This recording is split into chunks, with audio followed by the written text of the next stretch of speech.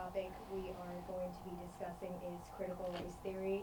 And this is a topic that has exploded in the public arena, especially in K through 12 learning.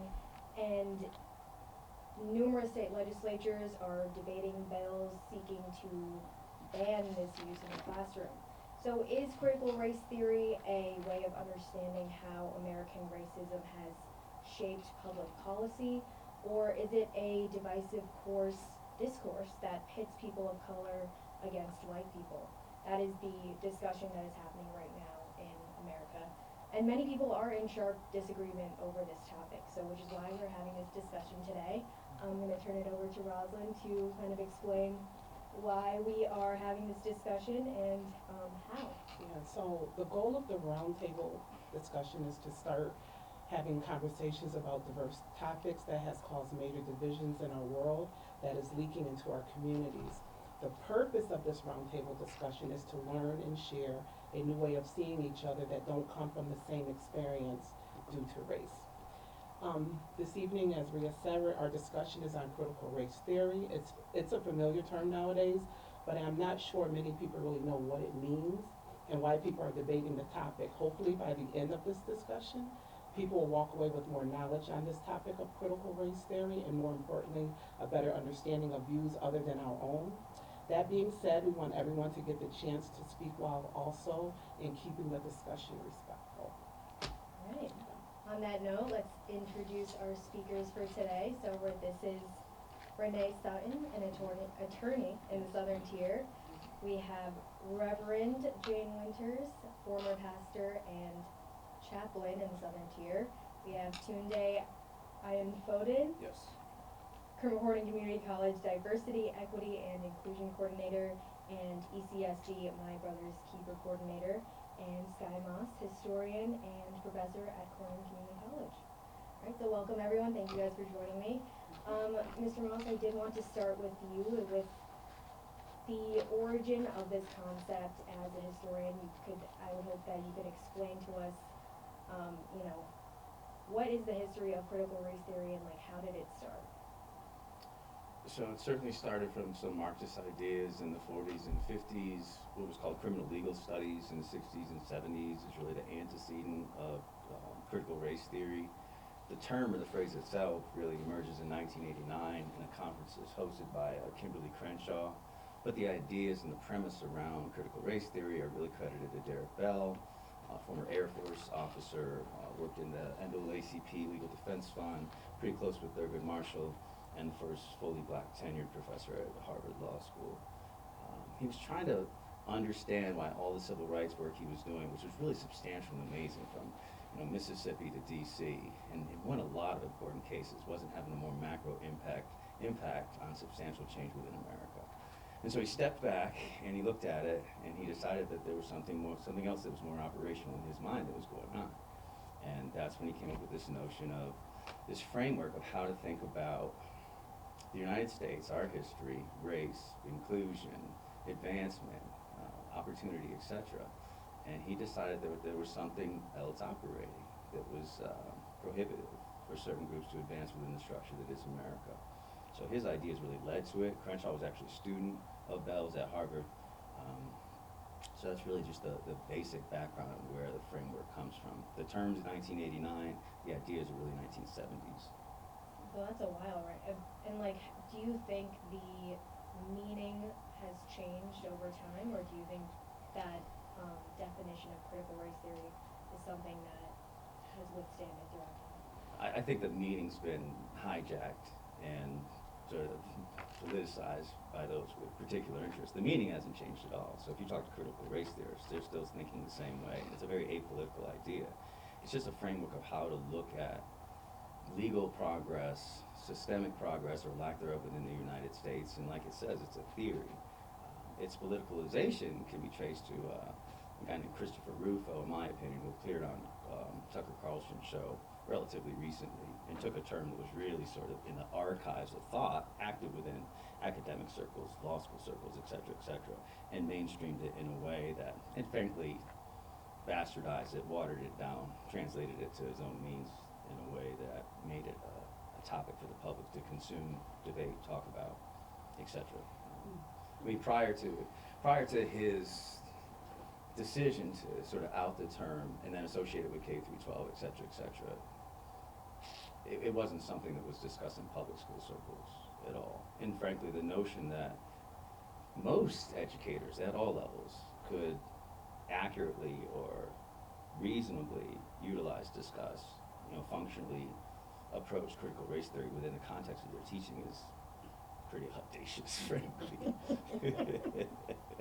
I mean, I guess going off of that, I kind of want to throw it to the floor on what everyone's definitions of critical race theory is, because I feel like, as you said, the meaning, I guess, has been evolving over time, and now there's all these different branches of what people think it is, so. I think that's the problem with it, is that people don't know what it is. They either create their own ideas or take it from someone else, that a friend, like, oh, this is what critical race theory is, and go do their own research. So as Sky was saying, the theory is what it is. Like, you can go find out, this is what it means. There's no, if you go out and take it and say, okay, I'm going to interpret it this way, then you're just making your own meaning of what really critical race theory is. Because it already states, you can, prior to me coming, like, I'm not an academic, so prior to it being blown up at this point, I didn't know anything about critical race theory. Like, taking African American studies courses in college, we didn't talk about critical race theory. And the small students that I knew never came up in conversation. So, as I would think that what most, I want to say normal people would do, is that if you don't know something, you go research it. And you go find out more, find out what it really means. Not to take someone, your neighbor's like, oh, this is what critical race theory means. Like, okay, okay, that's what it means, fine. And not say, let me go look into a little bit more. So even prior to me coming here, like, I went and did a whole bunch of research. Granted, like, Sky's definition was beautiful, as he put it, but it's a simple fact that people can just go in and just do the basic research of figuring out what this really means. At the essence, is what the issue is. I think for me is that people want to talk about it, have no idea what they're talking about. So. Does anyone else want to jump in on that? Yeah, I guess I agree with Sky. It is a framework to analyze the outcome from the input. And so, from my perspective, it's like all things being equal. There's nothing biologically that would predispose someone of color to be less intelligent, less driven to success, or any of the other things that we think of in this country. So all things being equal, if biologically there's nothing that would prevent me from achieving the same level as anyone else, given the same opportunity, the next question is, what are the barriers in my way? Now, within the lens of critical race theory, and I, as an attorney, I did hear about it from one of my law school professors who started in Boston before he came to Albany. It's also been applied to gender studies. All things being equal, biologically, there's nothing different from a woman than a man, intellectually otherwise, that will prevent her from being just a stronger leader, just as decisive, just as creative and innovative, but what are the barriers in her way? Social scientists are now applying it to income level. All things being equal, there's nothing preventing somebody who is at a lower income level intellectually than somebody at a different income level. So what are the barriers to getting in their way to academic success? And I think if people would just take a step back and understand that we all have a different lived experience. I'm from the southern United States of America. I've had some very hurtful things said to me at 5 years old that I think no 5-year-old child should ever hear based on the color of their skin. So don't belittle my, I don't know if filter is the right word, but we all get different inputs and we filter them through our own experiences, whatever they may be. And just because mine is different from yours doesn't mean that mine is bad. And I think that's an important part of the conversation as we go through this. So, and thank you for sharing those experiences, but also, like, I feel like now that we've been talking about the discourse of what people think it is, what is the I guess actual definition, if anyone wants to answer that? Just I wouldn't say that there's a definition. okay. It's a philosophical exercise that looks at and it started out in the legal profession, so although it's gone beyond that, I kind of would like to stay there, to look at how the social construct of race has impacted legal decisions. And I thought of one that I think is interesting, and that is cocaine and crack cocaine are the exact same drug. Yeah. But cocaine is mostly used in the white society. I'll just use black and white, it's probably poor, you know, because there's all sorts of intersectionality. But crack is usually used. They're the same drug, but the legal punishments are different. It's much more stringent for crack. What is it? Why is that? So that would be an exploration. So it's not so much a definition as an approach to looking at things and trying to see, you know, why is this? So, you know, why is this happening? So it's very, you know, I don't think there's a definition. I think the history, the understanding of how it's applied, the fact that it's, you know, more of a philosophical thing that's, I went to Colgate Rochester Divinity School, and up there they had dual focus to all the studies. One was feminist theology and the other was Black church studies. And so all the courses I took at some point had that lens. You know, it's just a lens to look through. So critical race theory is kind of a lens to look through, to look and discover why are things the way they are? Why, if all things are equal, I like that imagery. Why do things turn out differently for different people? I think that makes sense. You go. Patricia Williams is one of the leaders in the critical race theory realm. She says critical race theory is a verb, not a noun. So it's really this ongoing, evolving, as you were speaking of, the intersectionality of it, et cetera, way at looking at the sort of the edifices in America, how they operate, who they operate for. Is there some preconditioning built within the system that's not the byproduct of any one person or any one group's, you know, racial, you know, angst, et cetera, but are finally sort of woven into American history, et cetera. So the first premise of critical race theory is that race is a social construct. It's not biological, right? Mm-hmm. The second, though, is where controversy really begins, that America is endemically racist. America's a racist institution as an idea, and that's where it becomes very problematic and argumentative for a number of people. So I think that's that jump-off point at number two, that for a lot of people you get a lot of pushback, right? Because I think you personalize and internalize that notion of America is racist, I'm racist. So for critical race theorists, that's number two that you're working off of. The idea that, you know, a country born of 250 years of slave labor has built into it, you know, intrinsically into its coding, racism. I think where the problem comes in is people hear racist and they think individual. They automatically go to the individual, and it's really, when we talk about systemic racism, it's really built into the DNA.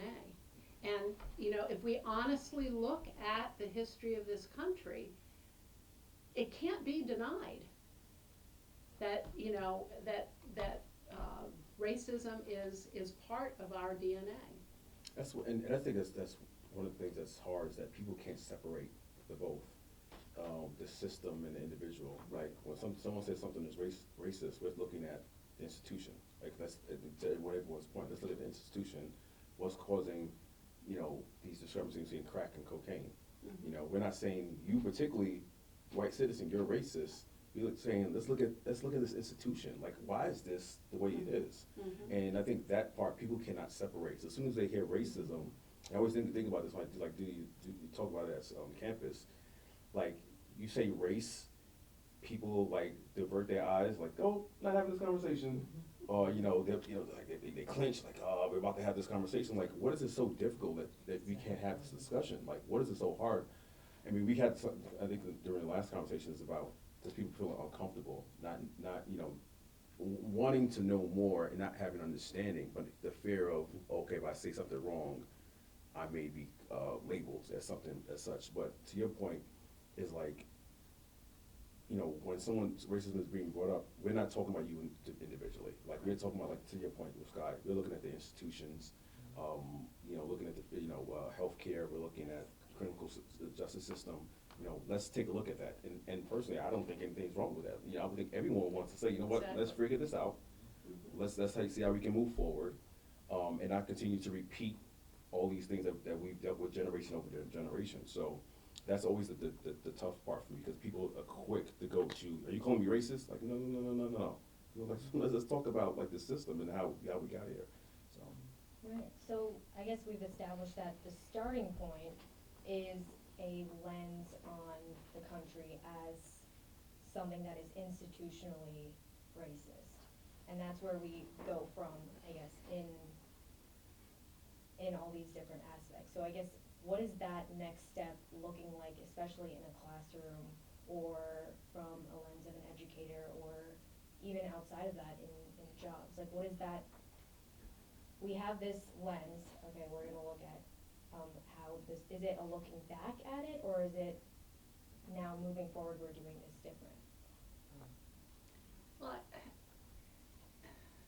I think that, you know, taking that kind of lens out of the way, because you know, that lens, that CRT lens, is used, yes, academically and higher academics, but you know, and it's valuable when looking at things like the healthcare system and all that kind of stuff. But when you're talking about your K through 12, I personally, I think it has to be, we've got to teach history. We've got to teach real history. I'm older than everybody here, and I grew up very privileged. You know, there's no question about that. I grew up in an all-white town, and but I don't think my experience is different than a lot of people. I never learned any Black history when I was going through school. I lived very close to Carlisle, Pennsylvania. The Pope's here right now. The Pope's up in Canada apologizing about Indian schools. There was a huge Indian school in Carlisle, Pennsylvania. Largest one yet. Yeah, Jim Thorpe was a graduate of that Indian school. Everybody, you know, the runner, right? He was a runner, right? He was an Olympian. Olympian, arguably yeah. The greatest athlete of the century. Yes. Yeah, insane. So that was, you know, within like 30 miles of my home. I didn't know anything about Indian schools until sometime within the last 10 years, where children were taken away from their families and forced to relinquish their heritage. I mean, it is a huge blot on this, not just Canada. The Pope's going to Canada. Maybe they were only Catholic schools in Canada and there were other schools down here. But, so this history needs to be taught. You know, Black history, Native history, you know, and not just the history that has been whitewashed over the years, because the winner always does the history. The Bible is a perfect example of that. You've got 1 Kings and 2 Kings, and 1 Kings and 2 Judges that are from the two nations, and they tell different stories because they're telling it from if they won or if they won, you know? So I think that's what's important. I think this lens of CRT, that's something for academics and for you know, higher education and all that kind of thing. I think we get so hung up on that because people have defined it by their own terms and not by what it really is. But let's look at our education. Are we doing our children justice? So are you saying there is is there a difference between starting, or saying exactly what you're saying, like teaching these histories in a K through 12 setting and a critical race theory lens in higher education? Like, what is that difference? Go ahead, Scott. No, I talk too much. Ask anyone. I'm perfectly contented with it. Well, I think what Reverend Jane was talking about is, part of the problem that we're having with having the frank conversation that you talked about today is we don't want to have the frank conversation. And, if you think of education, academia is an exchange of ideas, hopefully in a safe environment where people can agree to disagree but also hear different perspectives. I think you're teaching your children that skill. Everybody did not grow up the way you grew up. She talked about growing up in northeastern Pennsylvania, predominantly white community, had no idea there was an Indian school there. I grew up in a very segregated town in the South, who had grandparents in Selma, Alabama, who I'm hearing firsthand these stories of the civil rights movement and working Martin Luther King Jr. and the march over the Selma Bridge, and so I bring a different perspective. And it should be okay for us to talk about it. And so when I see something in a history book that says, well, it really wasn't that bad, I'm like, oh, but it was. Come talk to my father, come talk to my uncle, my grandfather who actually lived through this. Because, you said you didn't know about the Indian schools, but you go talk to some of the Native Americans and the Iroquois, the Mohawk Nation, they say, oh, I can tell you all about it. Right. Because they had a different lived experience. I think the higher level, if it's done, I think with some level of fidelity is, okay, we designed this policy, we had this law, we had this program, but what was the outcome? So she mentioned the distinction between crack cocaine and powder cocaine. All of it came out of this thing called the War on Drugs from the 1990s and the Rockefeller drug laws. And you have to ask yourself, well, what were you really trying to do? Because now we have criminalized addiction, and now we know from psychiatrists and medical doctors that is a medical condition. But we're criminalizing people for having medical conditions. And so I think at the higher level, maybe you can ask yourself, is there a better way to really start handling some of these things than the way that we have done it in the past? And if you look at a better way of handling it, it's not only better for people of color, but it's better for everybody in the long run. I think the point here, to Renee's point, is how we handle it, and I think it's not being handled very well. Because to your point, you're thinking about, I was very lucky. I was very fortunate that coming from, my family from Nigeria, we moved to Brooklyn. The area was a mix of, the school I went to was predominantly black, so I had black teachers. I went to junior high school, I had a black social studies teacher, Mr. Baraka. I had a black English teacher, Mr. Russell. So I was very fortunate that they integrated black writers, and there was a black perspective on a lot of the history. So I just wasn't just watered down history. I got a black perspective from a black man, and then also having someone provide black writers. So I got another perspective that I wasn't hearing as well.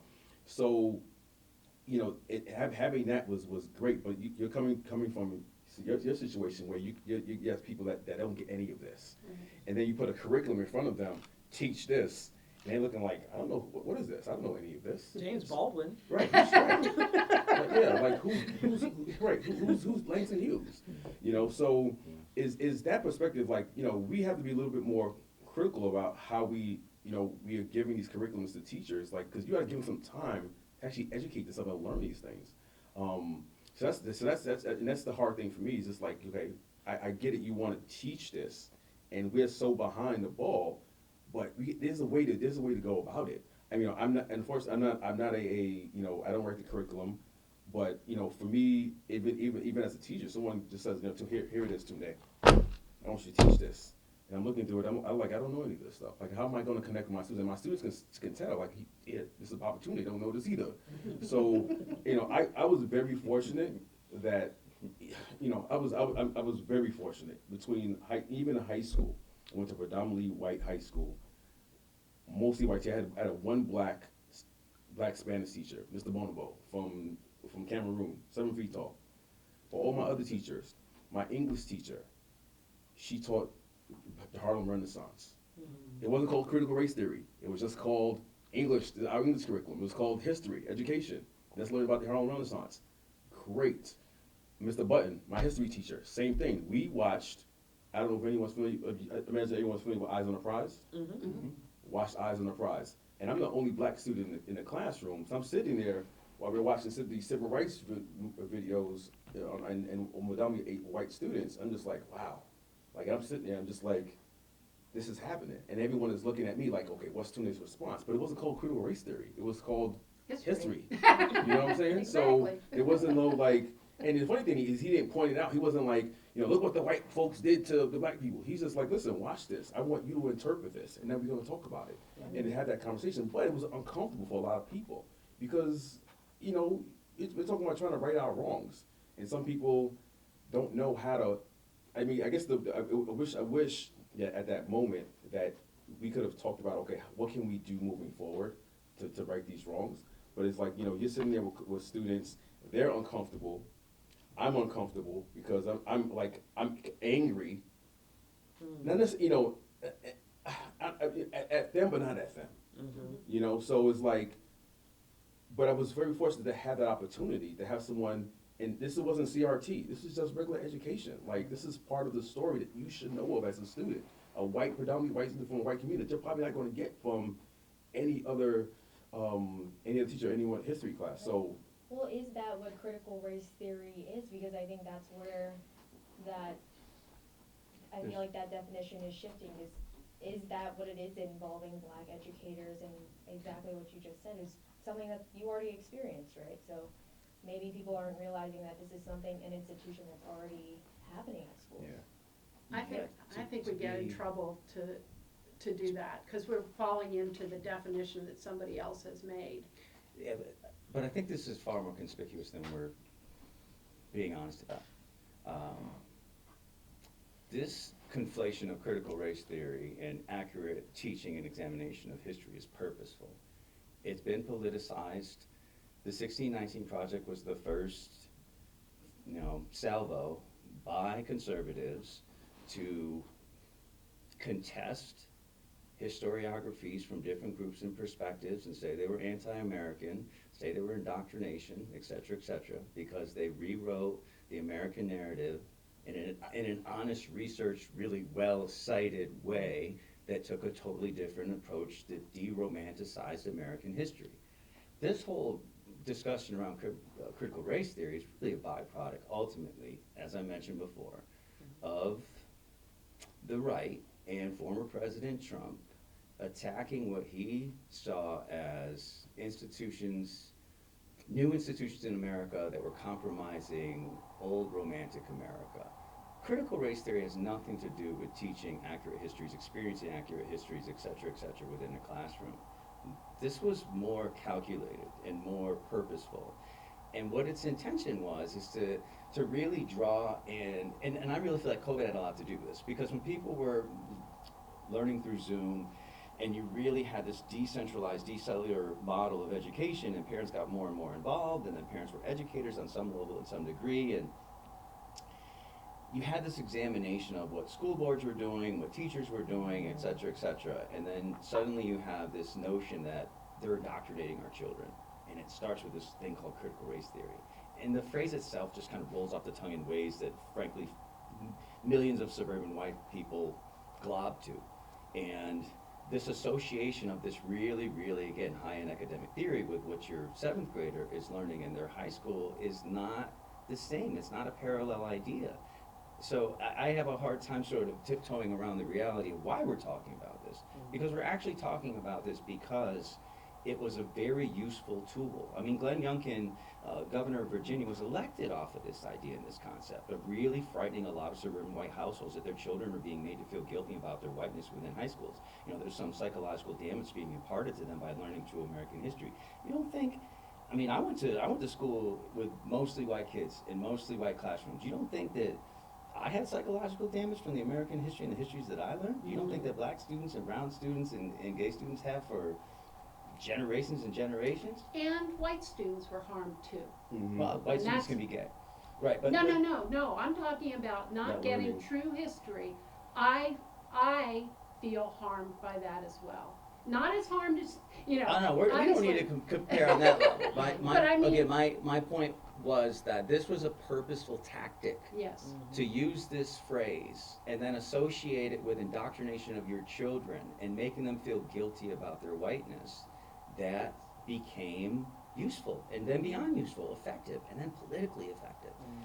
It's interesting you say that because, I've seen it, and then the actual experience. So interesting enough, I was talking with a colleague, and she was saying she was helping a student with picking out classes, and she I'm not putting any names out there, but she was like, you should take classes by this teacher. This teacher's phenomenal, and she told the student what to take. It was African history.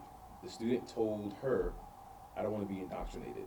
Like, no, he's teaching you African history, like history. This is real history. Like, not only being indoctrinated. So now, see, this is what CRT has done. Mhm. Like, this even teaching history. People are like, no, I don't want to learn this because you're indoctrinating me to learn about this history that, yeah, you've never learned about because it's never taught to you in your classroom. Now, all of a sudden, we want to teach it to you. You're like, no, I'm good. I'll keep with the romanticization of what I've been taught for so long. I'm happy with that. I don't want to learn anything else.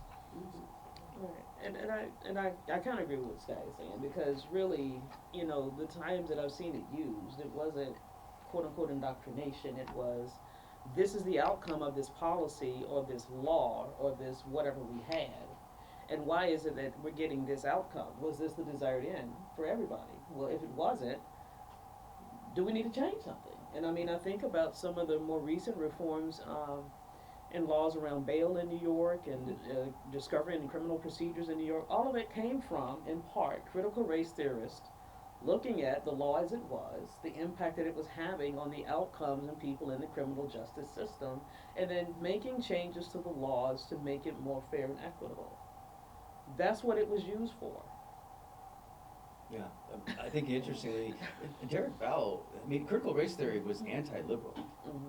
I mean, he saw the failures of liberalism, the ideas of meritocracy, the ideas of, libertarian capitalism, et cetera, et cetera. A lot of his peers did. They understood this isn't working. He looked at Brown versus the Board of Education and said, and when he said it, people were like, he said, I think this is really a byproduct of white America fearing black vets that have come home from World War II, Korea, their agency and their urgency, what could happen there, and the optics of the Cold War that are increasingly important globally, and America is seen as this incredibly racist society in the 1950s, because it is. And so he argued that Brown versus the Board was just a convergence of convenience in terms of what the establishment wanted to do at the time. But if you look at the byproducts of it, schools are equally segregated now as they were before Brown. It's just based on other things, where you can afford to live, et cetera, et cetera. So, again, I think the fact that it was originally anti-liberal, like it was really attacking the failures of liberalism. There's an irony there when you think about it. So then I guess, should we be moving away from the term critical race theory because of what it has become in society, I guess? But no one's using it like that. I mean, like I said, it's an academic. If I'm hearing this right, it's an academic term used in a particular sphere. So we're, like I said, we're not in when you talk about K to 12, they're not using critical race theory to say, this is our curriculum, critical race theory. No one's using that term. Yeah. No. Except those who politically find it expedient to do so. Yeah. Again, Patricia Williams, the Slayer, she called it definitional theft. Like the definition's been stolen. It's been completely stolen. And I remember, I've seen this, and I don't even want to share my age, but I saw this with the idea of inclusion and diversity. Terms that were really pretty benign when they came out. Diversity training. That sounds like a good idea. We all benefit from that. We all would benefit from learning about each other. Didn't take long for that to become a wedge term and a politicized term, right? And so within, the executive order that, banned diversity, equity, inclusion training at the end of his administration. You can't have any federal training around diversity. Yeah, so CRT is a politicized term now. It's been changed in its meaning, and now it comes out of a lot of people's mouths, and it's, again, commiserate with things that it wasn't intended to be. And I think, partially to your point, Jane, you were talking about how it harms the Caucasian children. I think that, they go to school and we're studying a particular period of time in history, right? And maybe there's, a book that you read by a Hispanic author, one by a Caucasian author, and so these kids are reading or hearing stories from different perspectives, and they're going home and say, well, Mom, you told me this, or Grandpa told me this, but this is what we learned in school from these different people's perspective of history. I think that is where the rub is for some people. Because I find it interesting, on the one hand, we kind of want to say insulated into our own little group. But why is it that my friend who lives in Taiwan in 30 seconds can let me know what just happened over there in the world and I'm over here? And so if you look at the pervasive use of social media platforms and everything else, it's like we're a lot more interconnected and getting the opportunity to get feedback and stimuli from other people other than just, the little nucleus group that people think that we are a part of. But at the same time, even with social media allows us to connect with people all over the world, it also insulates us as well. Because it allows you to then take some of that information and kind of have like, it's a confirmation bias. Like, okay, I just watched this video, it confirms everything I thought about black people. That's all I needed, right?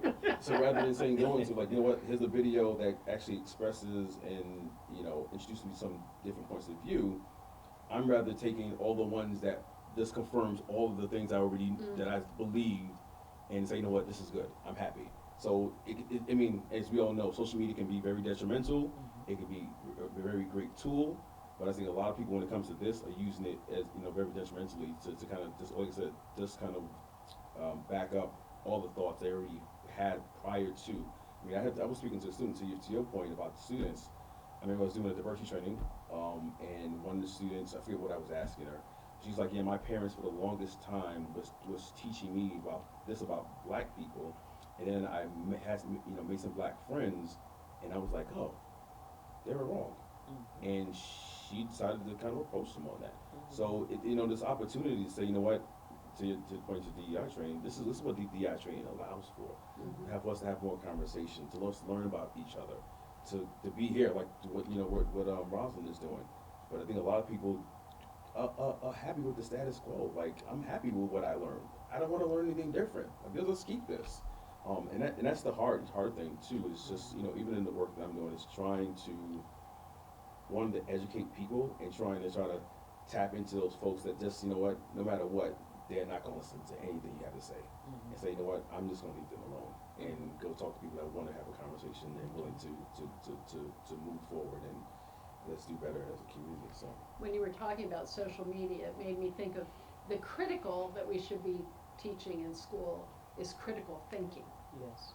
That is the critical, and that's where, if you have critical thinking, you're not only looking at the videos that confirm your preconceived notions of things. You're investigating a lot of different things and learning. And those things used to be taught, critical thinking used to be taught in school. And in my opinion, I'm not an educator, but in my opinion, it was when we started doing standardized tests. And teachers had to get the facts poured into the students' heads in order for them to do well on the standardized test, or else they got dings on their evaluations. And so they no longer, I can remember when we moved to New York, and when my son was going into 7th grade, and we heard about this history teacher who, when he did the presidents, he would make his room into a log cabin and dress up like Abraham Lincoln and all this stuff.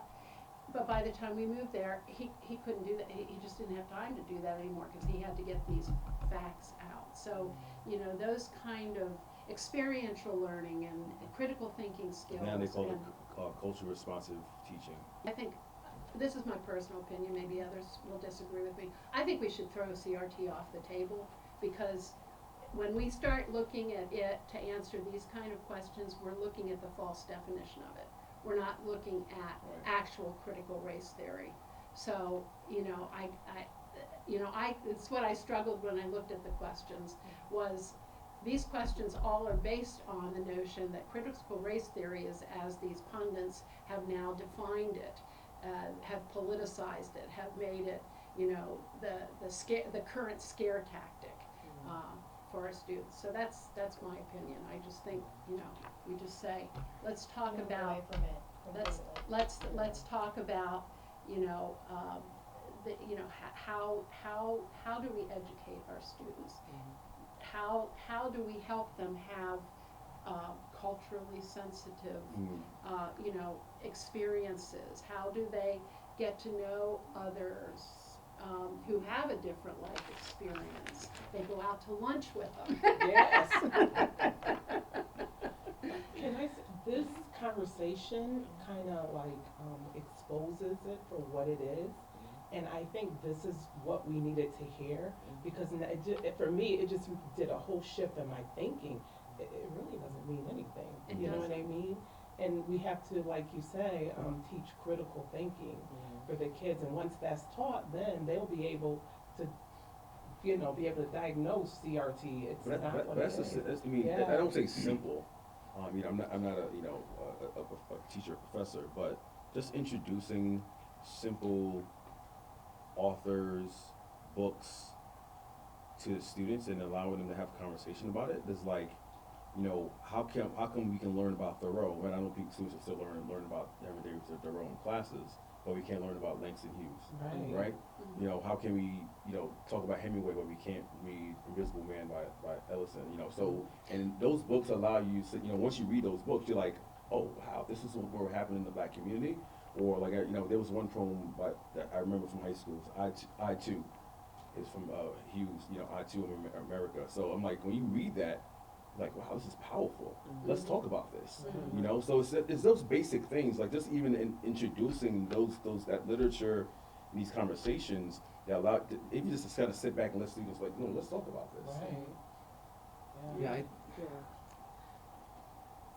Yeah, I think like, so we're talking about when high school teachers use the same novels year after year after year after year, and that's really a byproduct of comfort and their exposures, et cetera, et cetera.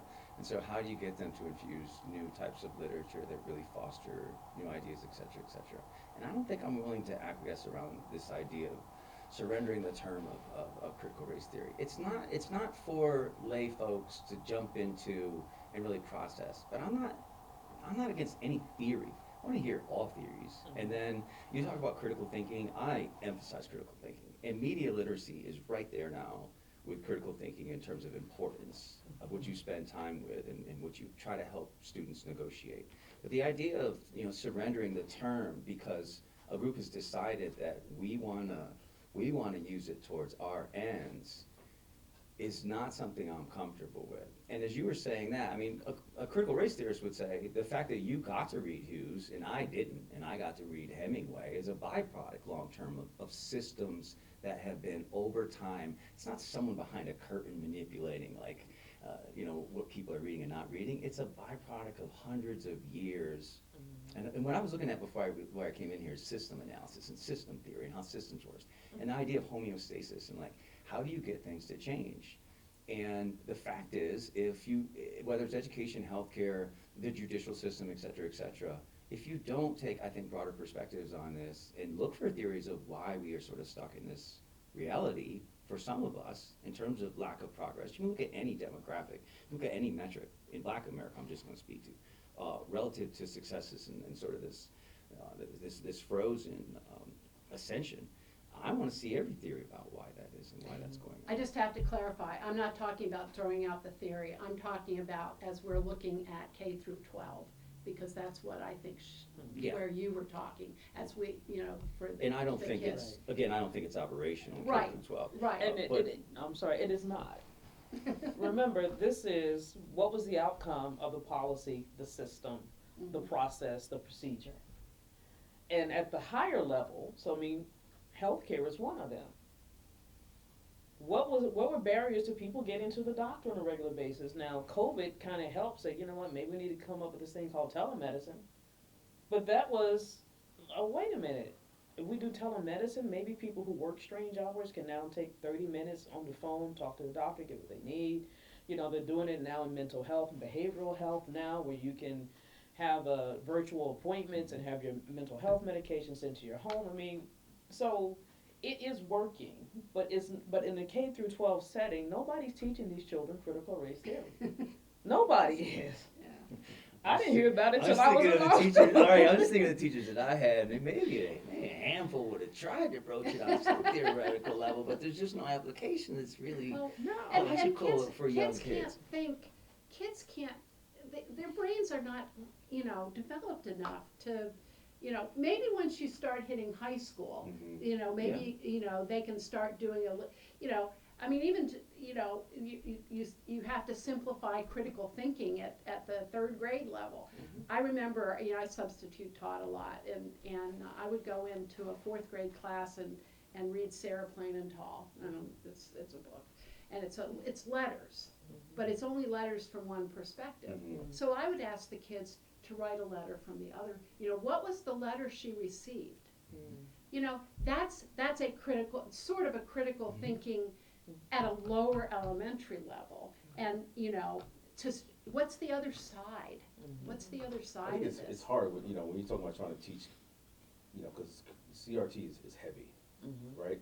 So we're talking about struggling to teach K to 12, but we got adults that can't even handle some of this stuff. So how are we going to try to teach K to 12 people? We Yeah. have teachers that can't even handle the concept themselves. So. In I the, feel in the, it's like involving all perspectives of history is not solely what critical race No. theory is about. No, It's not at all. what It's not, about. not that's at what I was all. gonna say, it's not what that is at all. I mean, So that's a involving diverse perspectives on American history is involving diverse perspectives on American history. Right. Mhm. Trying to process long-term systems of oppression, privilege, et cetera, that's the realm of critical race theory. It's not, so I'm looking at, it's Texas, Florida, Iowa, New Hampshire, South Carolina, Idaho, Arizona, have all passed state legislation banning the teaching of certain histories within schools.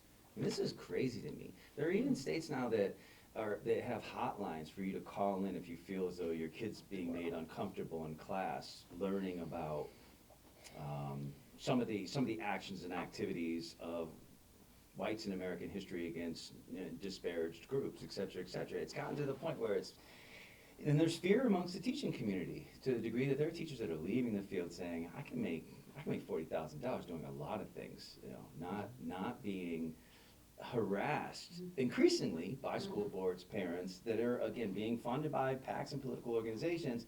And the majority of these teachers, frankly, I would argue the vast majority, are just there to try to teach children how to be better human beings. And People are like, hell I no. ain't touching that. I'm not touching that, because I don't want, this is my job, and people hear I was talking about CRT, I don't want letters to go to my manager, my supervisor, and they get fired. I don't want to lose, on some funding, because I was talking about CRT. So it's become such a hot button topic that a lot of people just don't like, oh, no way, I'm not talking about that. And it's just like, it's just a basic conversation. Like, no one's asking you to change curriculum.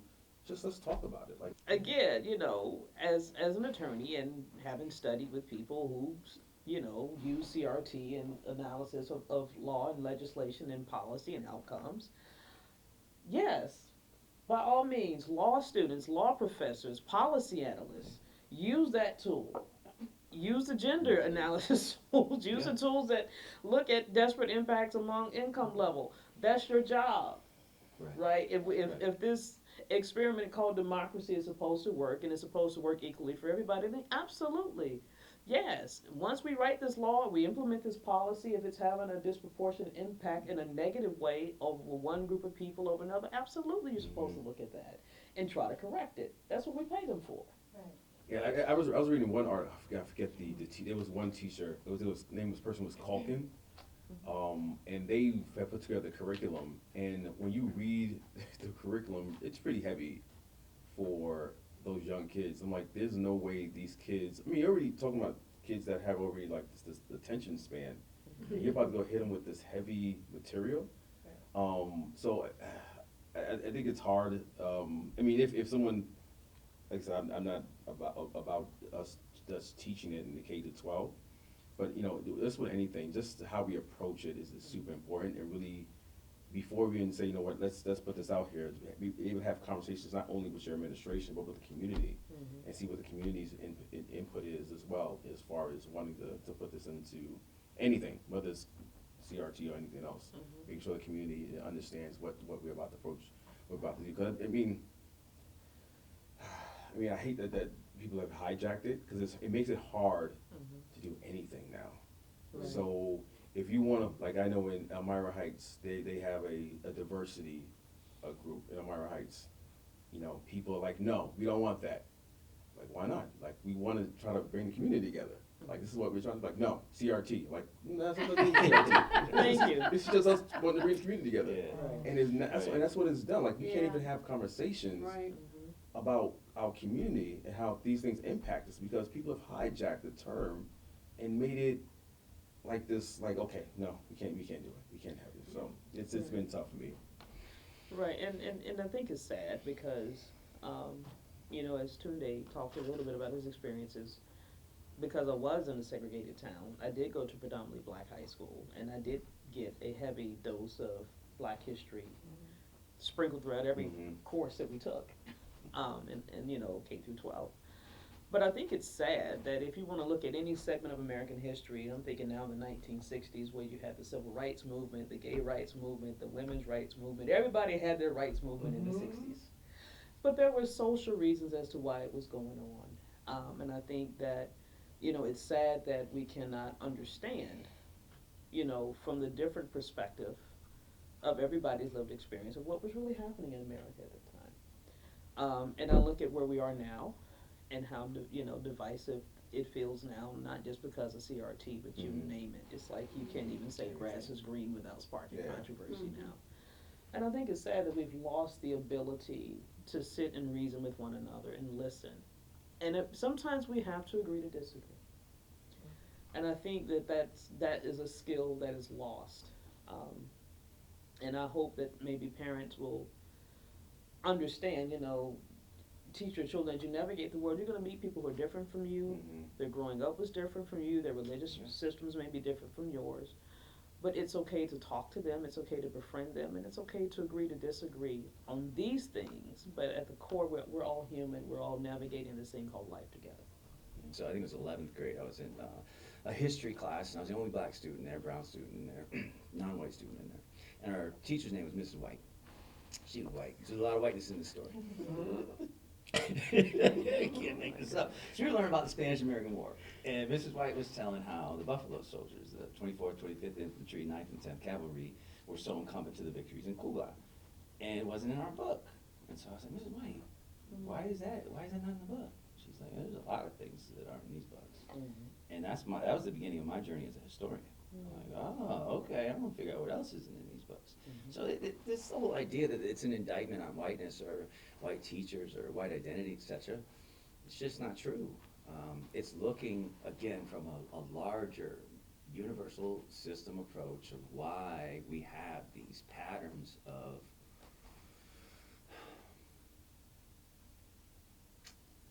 certain groups not achieving.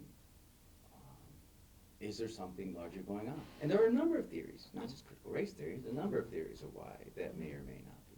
So Just people having courage, like, listen, you know, I know what I'm doing, I know what my objectives are, I know what my goal is in this classroom, I'm gonna stick with that. You know, there's nothing else that needs to be said. Like, there's no one that's gonna turn me from teaching what I wanna teach these children. Just, you know, and I'm not gonna have someone come and tell me you can't teach that. Or have someone tell me, oh, okay, this is critical race theory, you can't be teaching, because you can't be doctoring. I'm not indoctrinating your kids, I'm educating them. So I hate, like I said, I don't want to overuse the word, but I think it takes some courage to be like, you know what, I'm going to teach what I think is going to be helpful to these children. So I mean, I know that doesn't go into detail, but I think courage is the first place. It's people just have, you know what, I'm gonna talk and speak and educate these kids the way I think is best for them. I guess if it's looking at the end, you know, and you know, what do we design the process to do, and this was the end result. And so, you know, I would say that it's more of okay, why are we getting different educational outcomes among children? So assuming that every child has the same biological innate ability to learn, all things being equal, why is it that these group of children, based on race, gender, socioeconomic status, whatever, are not performing at the same level as these children over here? And then you can take another slice of it, you know. I think COVID really showed how differently we live across this country, because children all of a sudden got taught at home. And we were going to use this vehicle called Zoom or Google Classroom or something, and then you hear about these children who live in technology deserts where if you're in the inner city, you're blessed and you're fortunate to at least go to the public library so you can get a free Wi-Fi stream from somewhere. Yeah, sure. But what if you're the child in Lindley or Is some that other is that a rural area? extremely Yes. rural, Gibson. where you may not even get cell phone reception? Right. Yeah. How are these children now going to learn that they've been sent home and they're, there's no Wi-Fi within 10 miles of where they live? And so, to me, the critical theory is, okay, if we know that children now have learning gaps from a year and a half of that disruption in education, what are the barriers in the way of getting these children back on track? To me, that's what a critical lens would say. And it would hopefully be toward the view of helping all of the children. Because like I said, now that we're looking at barriers of technology, well, it's impacting inner city kids and children in, rural communities, and even with, teaching certain concepts. Vocal patterns, if you're people who study linguistics, there are ways that we phrase negative questions in English that Asian Americans don't phrase. And so if you grew up in an Asian home, a double negative, they don't understand that because that's not the vocal pattern that they're used to hearing and thinking and reasoning through. That doesn't mean that, the Caucasian child is bad. It just means, okay, how do we now rephrase how we teach the concept so that the child understands it? I think America as a concept as a reality is evolving. It's not a static idea. And so it's seemingly natural to me that as we become more diverse on so many levels and so many tropes, that we are going to teach K through 12 differently than we did 50 years ago, 100 years ago. I don't think there's anything implicitly dangerous or bad about that. I think that's a reality of our evolving, diversifying society. I think there are stoic people amongst us who have a fear about what that future looks like. But I don't think that you have this cadre of teachers that are out to indoctrinate children. I just don't think that's the case. I think you have a changing America. And so the histories that we learn are evolving. They're becoming more inclusive. They're becoming more truly, examinative of realities. And people want to know, like, when I teach history in my class, and I'm on K through 12, so I understand that's what your question was, but I beg my students, find your identity with history. Whether that's LGBTQ identity, whether it's a racial identity, a rural identity, a religious identity, a culinary identity, find it, and then run with it and pursue it. And so, in K through 12, our students look different today than they did in 1975, 1950, 1925. And to try to teach through the lens and the ideas and sort of the starting point that you did in 1950 doesn't make any sense. It makes no sense at all because we aren't the same country, and we won't be the same country in 25 years that we are now. So, Teachers, I want to jump to high school because this just popped into my head. But, facts can be researched. Mm-hmm. The kids can find them out. So teachers' jobs are a little bit different, are very different today oh yeah. in helping them to discern. It's no longer open up the brain and pour in the facts because the facts are, available. Mm-hmm. Some of them true and some of them not. But that's available. So it's I really resonate with what you're saying because, we can't educate today the way it was done when I was in high school because I didn't have computers. I didn't have ready access to everything. We didn't have cable television with gazillion different channels and all of that. So the teacher's role is changing, and I'll just use the critical thinking model. Helping students to wade through everything that's out there and But- make sense. I think it's not just the students, it's the parents as well. Because Tim was talking about like learning something they learn, something they learn at home, learn at school and brought it home. You also got to have parents got to be willing to also be open to educate. It's like to your point, we're continuing evolving. You can't help your child or have this conversation about what you learned in the classroom if you're not willing to open yourself to something a little bit different. So too, it's not just our K-12 students. Also, how can we help the parents also guide them through this process as well? And I think that part of it, and that was the other part I was thinking of earlier, Tunde, is, maybe it's our own let's meet up with a friend and go to lunch. Mm. Our own dinner table, fellowship hall, Little League conversations. Food is the greatest diplomat. Food and good music. I miss the Marquette Music Festival they used to have in Corning, where that's where I heard Tito Puente. But I Tito digress. Puente. Yes, yes. But I think that that, like I said, somehow we've lost the ability to talk and and understand everybody's perspective is different. I think there's, in so many ways, there's so much fear in the world today, and it's ginned up. Absolutely. That's a central stress that. Yes, and so, I mean, I recognize at a relatively young age, that my education was seriously lacking. Then I raised kids and I was too busy, but, in the more recent years, I've been educating myself even more. But one of the things that I've been intentional about is meeting people who are different, that have different life experiences than I, and listening to their stories, and taking the time. I read books, but those relationships are really important to build I think it's up. the hard thing. It's just people. I mean, I understand we all are human and we like our comfort. Mhm. So to say, you know what, let me take a little step out of here and go talk to somebody. Some people just like, you know what, I'm happy here. Don't want to do that. But just even the experience of you know what, let me try and having that conversation and just being like, wow, that was amazing. I want to do more of this.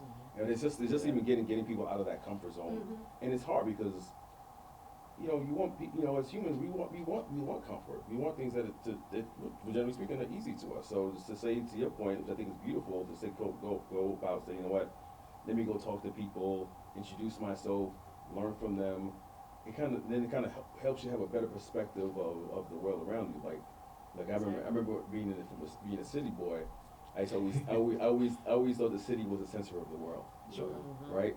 And because you learn that Especially from New York City. Right, New York. I'm sorry, New York City. My bad. New York City. And being from New York City, everything was like the city's the center of the world. And then when I left, I was like, oh, it isn't. There's more people and more beautiful people out there, and more beautiful places that I need to go experience. So when someone asks me, is New York City the best city in the world? I'm like, you know what? I can't answer that because I haven't been to other cities and met other people. So I'm still kind of I love the city, but but to your point, just kind of getting out of our comfort. And so let me introduce myself, let me talk to people, let me learn about more, and it kind of puts gives you a different point of view of the world. It enriches your life. It enriches your life. Makes That's life so much really, better. No, absolutely. it And does. Since I've met you, I'm far more curious about Lagos and Brooklyn, Nigerians, and it's et cetera, et funny, cetera. in talking to him, and talking about critical theory, like, I mean, we've had conversations, and he's like, Tune, why would you think about things that way? And I sat back and I was like, okay. I mean, we will have the conversation, and I go home, I told my wife, like, you know what, me and Scott just had a conversation. I feel like I need to kind of In the same thing. reframe the things I'm thinking. And I was willing to do that because I wanted to, I'm thinking like, you know what, me doing this is empowering. I'm gonna be a better person because of it.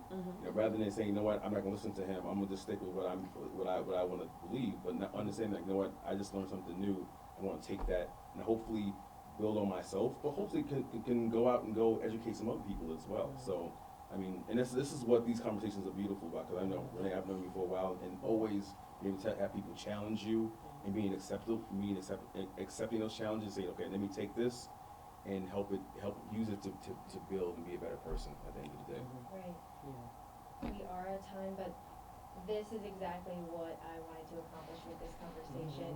I'm glad that the conversation went the way that it did and went off a course that I didn't expect, because I learned a lot, and I feel like the conversation that I was trying to have, this is actually two separate conversations, where it's education in the classroom and critical race theory, which is, they're on opposite ends, which I think is exactly what people should understand. So I'm glad that we brought that out, and thank you everyone for joining us Thank you today. so Thank much. you.